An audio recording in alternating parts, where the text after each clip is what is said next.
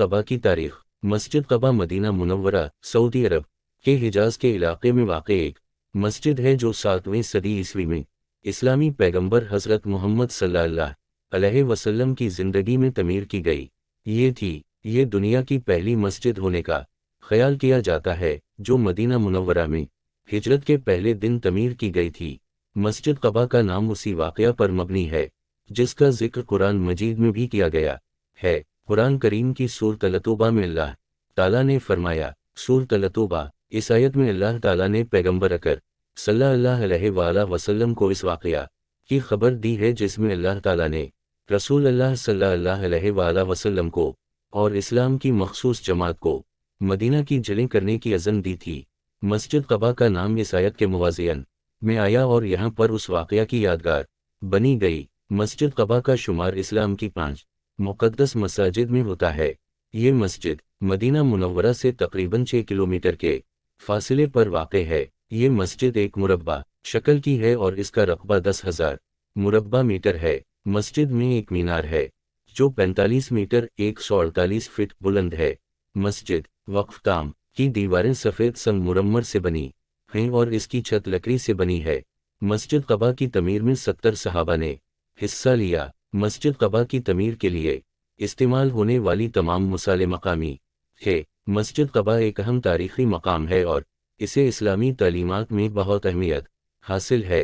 ये मस्जिद में एक मज़ार भी है क्योंकि इसमें पैगंबर हज़रत मोहम्मद सल्लल्लाहु अलैहि वसल्लम के एक सहाबी हज़ीफ़ा बिन यमान की कब्र है। मस्जिद कबा की कई बार मरम्मत और तौसी की गई है। सबसे बड़ी तौसी 1388 ईस्वी में सुल्तान मुराद ने की थी। इस तौसी में मस्जिद की दीवारें बुलंद की गईं और इसमें एक मीनार तमीर किया गया। मस्जिद कबा को मुख्तलिफ दौरों में तामीरात की भी ज़रूरत पेश आई और मस्जिद की तमीर को मामूली तौर पर दोबारा तरतीब दी गई। मस्जिद कबा की अहमियत। मस्जिद कबा की अहमियत की बात करते वक्त ये ज़रूरी है कि इसके तारीख़ी पस मंज़र को समझना भी ज़रूरी है। यहाँ पर चंद अहम निकात पर गौर करते हैं जो इस मस्जिद की अहमियत को वाज़ेह करती हैं। पैगंबर अकरम की आखिरी रिवायतें। मस्जिद कबा ने पैगंबर अकरम सल्लल्लाहु अलैहि वसल्लम की ज़िंदगी के अहम हवाले फराहम किए। पैगंबर अकरम सल्लल्लाहु अलैहि वसल्लम ने मदीना में वाक़े मस्जिद कबा को अपनी इबादत की जगह बनाया और वहाँ मामूली तौर पर हदीस की तालीम देते थे। उनकी आखिरी रिवायतें भी मस्जिद कबा में हासिल हुईं। उसी जगह पर पैगंबर अकरम सल्लल्लाहु अलैहि वसल्लम ने अपनी आखिरी रिवायत कही और आखिरी इबादतें कीं। इस्लामी तालीमात की तक़सीम का मरकज़। मस्जिद कबा में इस्लामी तालीमात की तक़सीम का मरकज़ भी बना। पैगंबर अकरम सल्लल्लाहु अलैहि वसल्लम ने अपने सहाबियों को इनफिरादी तौर पर तालीम देने के लिए मस्जिद कबा को इस्तेमाल किया। यहाँ पर मखसूस तालीमी प्रोग्राम्स का इनेकाद किया जाता था और इस्लाम के तालीमी मंसूबों की बुनियाद मस्जिद कबा पर रखी गई। इबादत की मकाम। मस्जिद कबा इबादत की जगह के तौर पर भी अहमियत रखती है। पैगंबर अकरम सल्लल्लाहु अलैहि वसल्लम और उनके सहाबियों ने मस्जिद कबा में नमाजें और दूसरी इबादत अदा की।